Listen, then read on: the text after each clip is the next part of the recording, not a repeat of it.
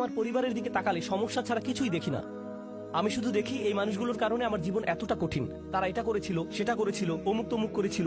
আপনার মাথায় সব সময় তাদের বিরুদ্ধে অভিযোগের তালিকা ঘুরতে থাকে, যেন আপনার মাথায় এর বসবাস। সর্বদা কল্পনায় বারবার ঝগড়ার সময়টাতে ফিরে যান। আমার এখনো মনে আছে তুমি কি কি করেছিলে, আমার এখনো মনে আছে তুমি কি বলেছিলে। তাদেরকে আপনি ওই ঘটনাগুলোর আলোকেই বিচার করেন।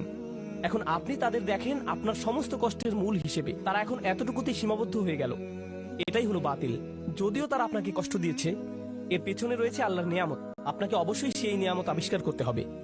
যদি তাদেরকে আপনার জীবনের অভিসম্পাদে সীমিত করে ফেলেন, যদি তাদেরকে জঘন্য মানুষে বা কষ্ট দেয়া মানুষে সীমিত করে ফেলেন, তারা মানুষ, তারা শয়তান নয়। কেউই ফেরেশতা নয় এবং কেউই শয়তান নয়। আল্লাহ ফেরেশতা এবং শয়তান সৃষ্টি করেছেন, তারা ভিন্ন ধরনের প্রজাতি। আমরা মানুষ। এর মানে কি জানেন?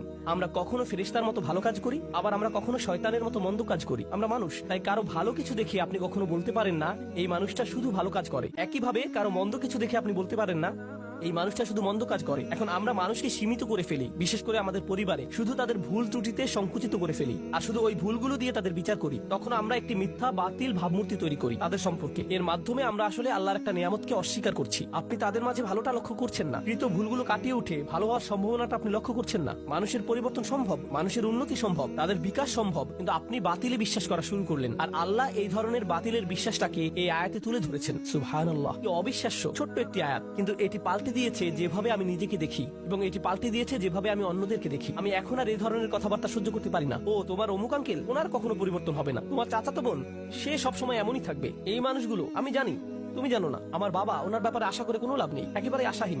কাউকে এভাবে আশাহীন বলার আমরা কে? কারো ভবিষ্যৎ নির্ধারণ করার আমরা কে? আফাবিল বাতিল মিনুন অবিনিয়ামাতিল্লাহি হুম ইয়াকফুরুন। আল্লাহ আজ্জা জাল্লাহ আমাদেরকে সত্যিকারের মমতা দান করুন এবং কৃতজ্ঞতা দান করুন যে পরিবার তিনি আমাদের দান করেছেন তার জন্য। আল্লাহ আজ্জা জাল্লাহ আপনাকে দান করুন প্রজ্ঞা, শক্তিমত্তা এবং হেদায়েত, যেন পরিবারের ভেতরের চ্যালেঞ্জগুলো কাটিয়ে উঠতে পারেন, যেন ব্যাপারগুলো নিয়ে অর্থপূর্ণ গভীর আলোচনা করতে পারেন, উদ্দেশ্যপূর্ণ উপায়ে আপনার